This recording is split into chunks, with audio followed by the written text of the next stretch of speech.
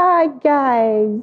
I don't want to say anything because I'm so sad because this is going to be the last episode that we're recording for you guys for this season. And so I was feeling so sad and melancholic. Wow. Is this you auditioning for a role in the next movie? You failed the audition. You failed the audition. No. You remember I'm supposed to be a brand ambassador. I'm telling them I can act to small. Just enter the movie and act. Be like me. Just put yourself, just give yourself extra number 3 that spoke and became a day player. That's it. Yes. All right, guys. Welcome to the Inkblot Meet and Greet podcast with us. I mean, if we introduce ourselves again, won't you beat us? Yes. So it's fine. And you have abused us about our introductions are bad, so take it. Yeah, let's just... And then when Bobby came on the Perfect Evidence episode, we were like, well, our introductions are bad. We should just stop the introductions. We just start the episode. Hey, guys, how you doing? Let's just go. Or we should get someone, anybody that is like an upcoming host. Just come and host us in and host us out. Because I was just like, wow. You mean that's how they do it? Yes, now you just come in, do the intro. No, I mean when Bobby introduced us, I was like, that's how they do it. He's a professional. He's a professional. See, things. You know how you watch football and be like, kick the ball, can't see pass that guy, ball to the right. You know, guys, everybody looks at film, football, all the arts that I can do it better. This hosting thing we're talking about. I can tell you categorically. It's not just hosting. If you enter our comment section, I'm like, let your guests talk. You people talk too much. Yes, but at least you notice that that's feedback we also took. So we are trying to be better at that. We're trying. So when we come back for the next season, check us on that. We're learning small, slowly but surely. Yes. I mean, because as I said, we are not experts at this. But enough excuses. We keep doing this because we have a lot of fun doing it. But funnily enough, normally we end up with like 3 or 4 solo episodes a season. But this season, our producers were so efficient that they were like, no. Nobody wants to hear you people Nobody wants to hear you talk. So they fully guested out the entire thing. Yeah, shout out Ada, shout out Etienne. Well done, guys. I mean, but this season was amazing because we had I think we spread it out a bit more because as much as we had our actors on what they call it, the Blood Covenant, our actors on the Perfect Arrangement, we had like a DOP, John Dems, we had a lawyer come and talk about IP, we had Fowles come and talk about being a 2-minute man and music. We had Bimbo, you know. So it's been a mixed bag, and I think this has been one of the best seasons so far. Yeah. It's been like fun. fine wine, we get better with yes, age. it's like it literally encapsulates using small waterlets, like our philosophy that you just start sharp, eventually it will pick up. And you can see that we are shamelessly still putting our Perfect Arrangement here. Because if you haven't seen it in cinema, what are you waiting for? Please go and watch our film. It's a sweet romantic film. Yes. Please. But I'm wearing the other romantic film on my chest. Your directorial debut. Yes, my directorial debut. Don't worry, I also had Sharon inside, so it's fine. People might mix it up. One is on Netflix, one is on cinema. They can't mix it up. It's so funny that I realized, I was telling somebody recently that I have never actively decided to direct a film. Every film I've directed is by accident. Who's the Boss was also by accident. Yes. That's true. Yes, there's a scheduling issue for Who's the Boss, a scheduling issue for Perfect Arrangement, and I think by now we probably have announced the setup too. Yeah, so setup too. and also this one's still saying we probably have shocked. We have announced it. About it. Everybody has I don't know which one they are talking about. Everybody knows that setup 2 is coming, and you want to know the actors that are inside, the same people that were in the last one. Plus a few extras. Simple. Yeah. So I mean, I guess one of the things, and this is something that we should actually talk about this because it's something that we've talked actually about on the show, but we've talked about it sideways, which is that what is the value of Nollywood IP and how that builds over time, right? Mm-hmm. So you see that increasingly we are making more and more sequels, but not always to ideas that you would have thought sequelable. You get what I'm saying? Yes. Because it's almost like there's so much interest. See, let me actually break down what you're saying. You remember in the past, every Nollywood movie had part 1, part 2, part 3, part 4, part 5. And then everybody hated it basically, said things against it. Mm-hmm. Well, guys, we're back to it. I think buckle up. I think it's not that. Sequeling has never been a problem because if you look at it, even Hollywood, they do it as well. Nollywood, we do it as well. I think it's it's when you can surprise people with the stories that you're telling that it's not the obvious option that you go with. So this movie ended this way, then instantly you move on, and I can almost tell you word for word what the movie will be about. But you keep surprising people, bringing new dimensions, adding better people, adding characters that improve on the story or take the stories in newer directions. So I think that always really having It's the strong built-in reasons. audience. See, the real attraction is the built-in audience. Let's stop lying to ourselves. No, as from a commercial filmmaker's perspective, because of your built-in audience, it's easier for you to market the movie. The possibilities of the financial upside is but there. But I'm even saying is that even from, look at, we can take like a movie like Fast and Furious, that they are on 9, 10, or whatever number they are. Fast X, yes, so 10. Yeah. They keep adding new stuff, but they keep taking the story in new directions, yes, of course. right? So that's what keeps people coming back. So it's not so much that you have it's a way for you to find what your built-in audience likes, and then playing into that, and then still finding ways to surprise them. Yeah. I mean, because it's interesting because we announced 3 sequels in the Amazon deal, right? Moms at War 2, Setup 2, and there's what? New Money 3. Yes. AKA Kwam's Money 2. Oh, that's so cute. AKA Kwam's Money 2. I mean, I guess Damola does not like. He has decided that this is the fight he will go down to. That is what I'm dying here. So, and I find that like all 3 of them are very, very different things. Like, Setup 2 is more of a. I guess what genre is that? Like, Setup was more of a thriller type thing, and the second one evolves some in that direction. We actually, at least, so New Money is going to be one that's interesting. So we literally turned it almost into an action comedy in a way, from the first one to the second one. So the first one was a straight up rom-com. The second one was more of an action comedy. Rom-com? Yes, now, New Money. New Money wasn't a rom-com. It was. Think about it. The actual concept of it. It was a rom-com in the vein of Working Girl, right? So it's a rom-com where part of the goal is the self-actualization of the female lead. AKA drama by Nigerian standards. Drama, Joe. No, but like, I mean, so like, it literally was. So like, the inspiration for the way that film was structured was a film that I love. It's called Working Girl, directed by Mike Nichols, starring Melanie Griffith. Everybody should watch it. I mean, even though now it's old, but still watch it, Melanie Griffith, that movie came out in 1988 or 1989. Yes, exactly. Harrison Ford, Sigourney Weaver. Like, it was like, it's a movie about people finding themselves at work, etc., etc. So I've seen it, but I have no recollection of it. yes. So in a weird way, also Who's the Boss is sort of inspired by that, but from a different angle. But like, the point is that like, so those types of stories, literally, the goal is not necessarily the romance. Even though they still call it a romantic comedy, it's like what's it called, Devil Wears Prada, which is also it's also in that vein where the romance is not the point. Exactly, if it's not the point, it's but not they still call it a romantic comedy. It's drama with romance. But I guess romantic drama maybe, but I guess they just, like for labeling it's all romantic comedy, but yeah, right, it's probably more romantic drama. So those romantic drama-D type things, so that's what the first one was. And the third one, I mean, is going to be, it's probably because I think that action comedy vein is fun, but I was thinking that maybe we actually just do a broad comedy, like for the third one. I'm always up for broad comedy, man. So Nigerians are always up for so like broad it's comedy. more of a hijinks on Sue broad comedy in the vein of planes, trains, and automobiles, etc., etc. I mean, there's something that like Damola talked about when we did the Perfect Arrangement about how someone like Sharon is really, really funny in real life, right? And people don't tap into it. It's like Damola's real version that he uses other than Sharon is Robert De Niro. About how Robert De Niro is one of the funniest people in real life, but he never got to show it until meet the parents. Meet parents. Meet the in-laws.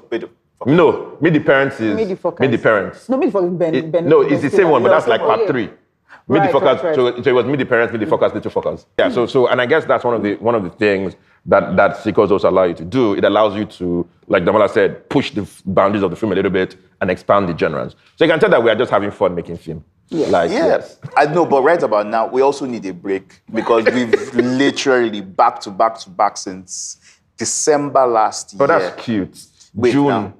No, since June last year. Yes, When we started since- shooting we just- Superstar and then- and Charge and Bill. And then So yeah, even we the shot series. Then we shot the series. Yes. Then we jumped into Blood Covenant. Then Perfect we Arrangement. did Perfect Arrangements. Then Then we we did pickups. No, for Blood Covenant also. Yes, we did. Blood And then yes. we did Setup. Then we set it up right now. No, and then the break isn't coming because we have 2 films that are the last 2 films of the year. that we're shooting in June. So, currently titled No Way Through and First Son. So after that, you can go on a break. Bear with us. I don't think so, because we're still going to have a lot of other things that we're doing. No. So the next shoot after the June one is October. So we're actually taking a break from film. Which break? No, I'm serious. Between June and October, we end in July, right? There's no break. You want a break? We get the violent taken by force. No. So July, so August, September, we're definitely not shooting. That I know for sure. So that's what they said. No. We're supposed to be shooting in June. It was supposed to be May, so we moved. Yes. My point is. No, so basically we're taking a long break. and short, we're always shooting and we're always doing something. But Mike, I have one. Where is House Job coming out? That's the question. No, not when they've been chasing us on the Instagrams and the social media. House Job, when it comes out, you will be happy. You'll be happy and you'll be definitely be amazed, because we're trying to put something together for it, because we feel that it is something worth, rather than just putting it on YouTube. We believe that there is so much more that bit of content can do and achieve. But I have one question that I want us to look at. So we're doing all of these movies.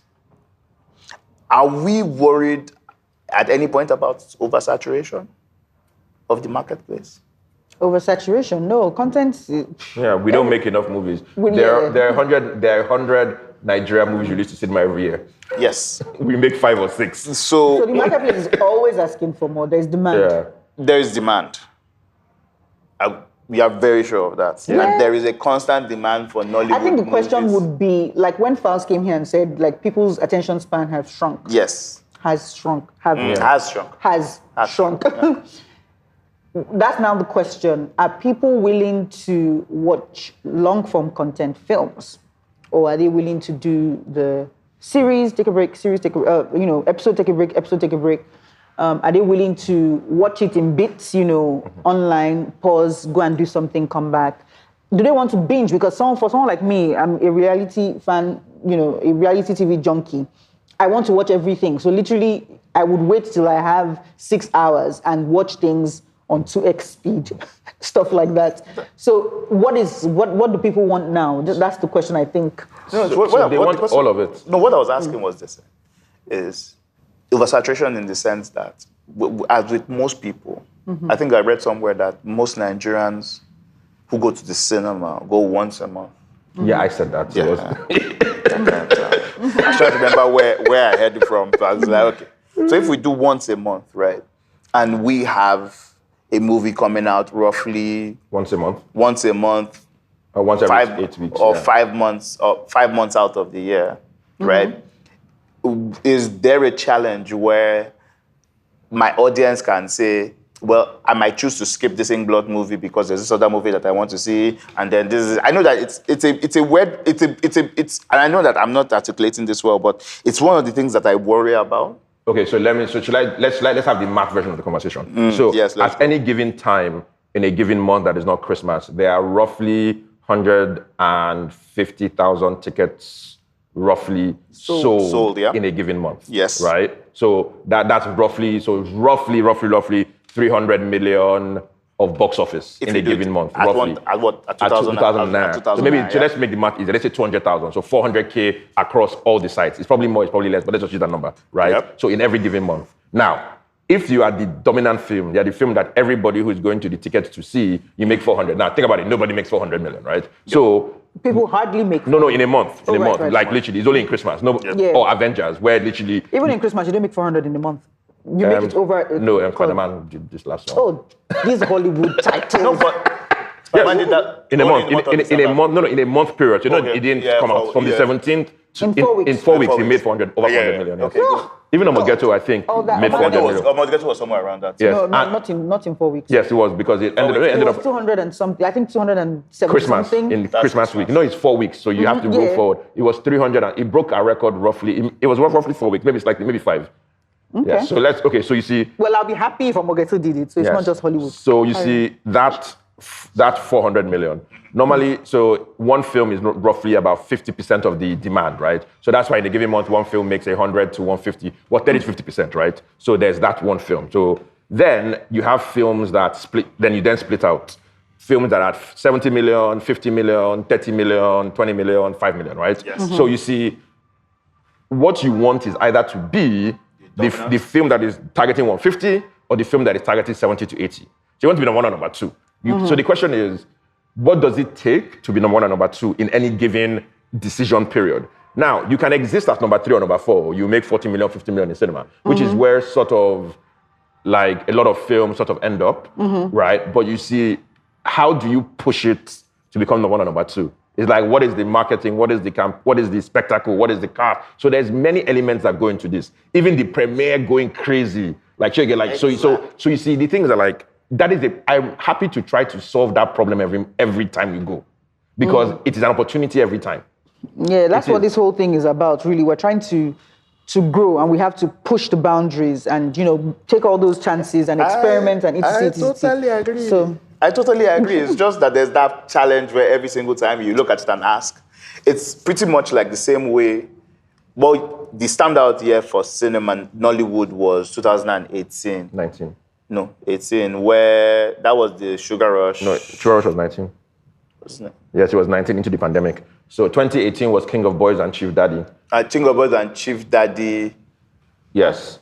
And Your Excellency was... 2019 was Sugar Rush. So Your Excellency was Merriment to Sugar Rush, Your Excellency that Christmas. Set up earlier in the year. I think 2018 was the year. Yes, 2018 was a good year. Then 2019, we went from 80-something movies in cinema, Nollywood movies in cinema, to 100 and something. Like, we doubled that number almost instantly. And I felt that affected some movies because there was now like a huge... It was like, I think it was also like oversupply against but not really, because you see, the honest truth is that if you study all movies, and this is the actual horrible truth, 80% of the box office is gotten by the top 30 films, or maybe 90%, something ridiculous like that. Yes. So you see, that has always been the case. So the issue is more that the more ambition comes into the market, the harder it is for your film to be number one or number two choice, because everybody's aggressively making stuff. You get what I'm saying? Another bit I have is, beyond film, what else are the opportunities out there? Because I was talking, Udwak talked about something on Twitter, and I remember my response to it, where she said that there's no, all this one of new Nollywood, old Nollywood, there's only Nollywood. There's only Nollywood. Yeah, I used to say that too. And I was like, what they mean by that is... I think both things are...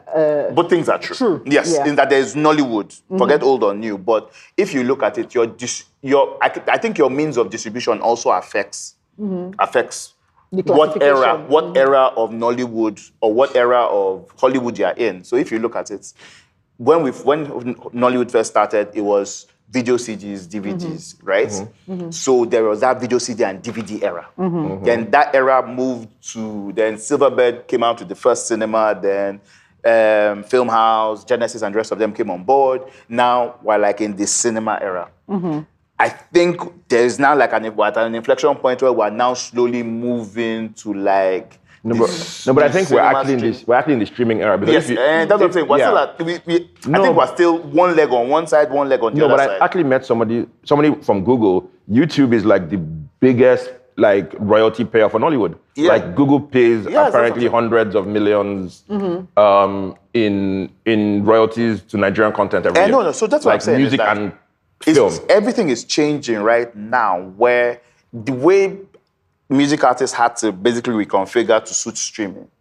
We are in that same situation where is cinema still the primary medium? Because I even have it right now where we put out a trailer. Clearly there in the trailer it is written, in cinemas on X and Y day, somebody will still come underneath and ask, when is it coming to Netflix? Or when is this coming? Can I watch this on YouTube? And I'm like, why? So I think we're at that inflection point where things are moving. The distribution channels are changing. Should we also start to improvise where you can have a slate for cinema? Do I need to now create a slate for other platforms? So that way I am hitting my audiences in multiple places and keeping them... This is the end of this season, which we think is season 4. Which was very optimistic. It was a very optimistic season. It basically was one of the brightest seasons ever. And we hope that season 5 will be way better. Yes, where we have more guests, more fun, and hopefully still just one solo episode to wrap it up, because people will keep coming. Zulu, last word. Last word.